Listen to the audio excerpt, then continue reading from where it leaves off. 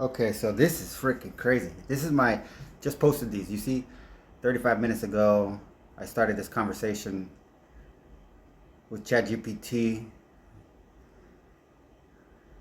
and I took pictures of every segment of it because it was so rich. But ultimately, basically, you get right here. Let me just go to the last one. So after this, I did some exercise and I put on. I exercised for like 2 episodes of Futurama. I wasn't really watching because I've seen every episode a minimum in chronological order, intentionally 7 times. And as far as every other mix-up time, I mean, I've seen every episode at least 10 times. I love it. So I don't necessarily watch it. I kind of just experience it in the background. But as I was doing that, I finished my exercise. I'm getting ready to relax. I put on this. Actually, I could do it like this. I put this on, okay? And then it gets to this point right now. Look at this. All I see are recordings of cable news shows. They're all dated and in chronological order. You know, that's what Patnick was watching in the hospital when he went all wiggy. What if there's some connection? Between what he saw and what he recorded and what he did? He was the one who's interested. Okay, that's it right there. So,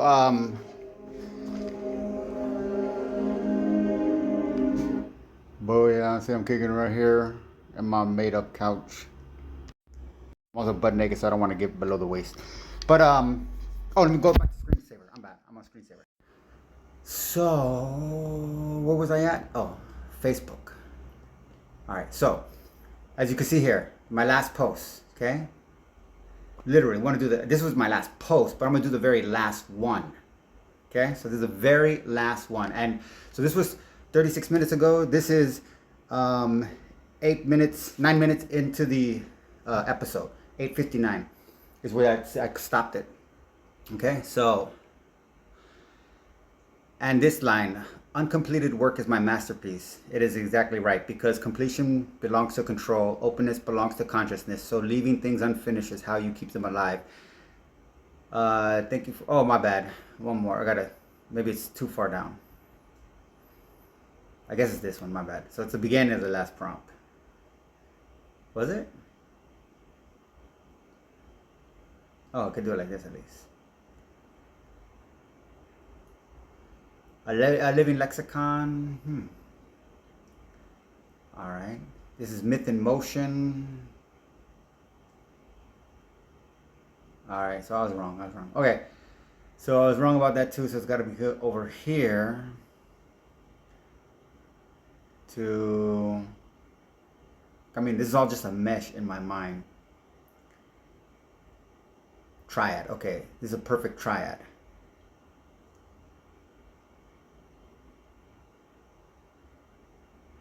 Because this is the pattern, okay? Because this is the pattern in all of them. Okay. Authority mythologizes control. Awakening threatens it. Language fossilizes the fear. So Eve becomes evil, not because she is bad, but because she breaks containment. All right? So, do you get that? That's what's called Jungian Synchronicity. Let me pull that up. Actually, I probably have it in here, literally probably right here. That would also be very synchronicity. No, that's not. Oh well.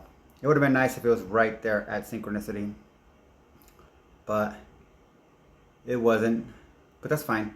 So all that to say is that was just synchronicity, what Carl Jung called synchronicity.